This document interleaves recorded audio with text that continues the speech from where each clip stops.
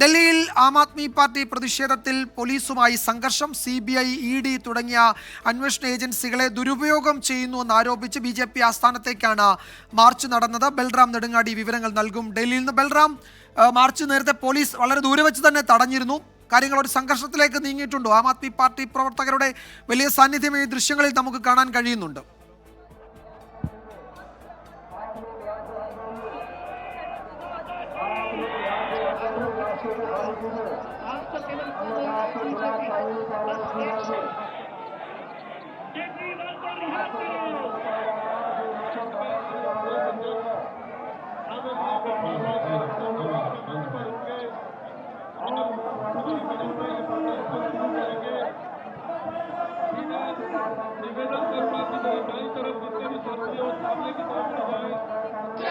BJP की तानाशाही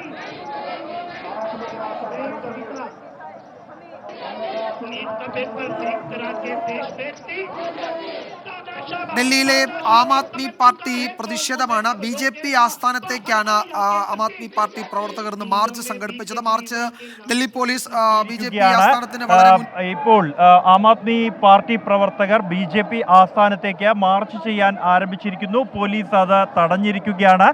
പ്രവർത്തകരും പോലീസും തമ്മിൽ ഉന്തും തള്ളും ഉണ്ടായിരിക്കുന്നു. തുടർന്ന് ഇതാ പ്രവർത്തകരിപ്പോൾ റോഡിൽ കുത്തിയിരുന്ന് പ്രതിഷേധിക്കുകയാണ്. സ്ത്രീകൾ അടക്കമുള്ള പ്രതിഷേധക്കാരാണ് റോഡിൽ കുത്തിയിരുന്ന് പ്രതിഷേധിക്കുന്നത്. നിലവിൽ പോലീസ് സ്ഥലത്ത് തന്നെ തുടരുന്നു. വലിയ തോതിലുള്ള പോലീസ് സന്നാഹം തന്നെ സംഭവ സ്ഥലത്ത് ഉണ്ട്.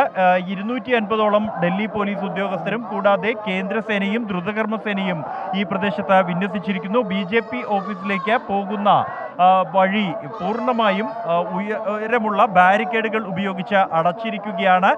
ആം ആദ്മി പ്രവർത്തകർ ഇപ്പോഴും റോഡിൽ കുത്തിയിരുന്ന് പ്രതിഷേധിക്കുന്നു. പോലീസ് ആകട്ടെ ഈ BJP ആസ്ഥാനത്തിന് സമീപത്തേക്ക് നീങ്ങാൻ അനുവദിക്കില്ല എന്ന് വ്യക്തമാക്കിയിരിക്കുകയാണ്. ഈ പ്രദേശത്ത് നിരോധനാജ്ഞ പ്രഖ്യാപിച്ചിരിക്കുന്നു.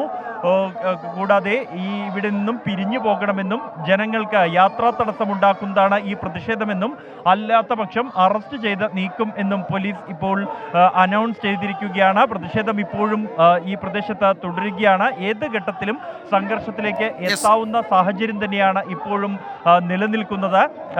നേരത്തെ ഉണ്ടായ ഉന്തിനും തള്ളിനും ശേഷമാണ് ആം ആദ്മി പ്രവർത്തകർ റോഡിൽ കുത്തിയിരുന്ന CBI, ED തുടങ്ങിയ അന്വേഷണ ഏജൻസികളെ ദുരുപയോഗം ചെയ്യുന്നുവെന്നാരോപിച്ച് BJP ആസ്ഥാനത്തേക്കാണ് ആം ആദ്മി പാർട്ടി പ്രവർത്തകരുടെ പ്രതിഷേധം. പ്രവർത്തകരെ അല്പസമയത്തിനകം അറസ്റ്റ് ചെയ്ത് നീക്കുമെന്നും പോലീസ് അറിയിച്ചിട്ടുണ്ട്. സംഘർഷത്തിലേക്ക് കാര്യങ്ങൾ നീങ്ങിയേക്കാം എന്ന സൂചനയുണ്ട്. ബൽറാം നെടുങ്ങാടിയാണ് വിവരങ്ങൾ നൽകിയത് ഡൽഹിയിൽ നിന്ന്.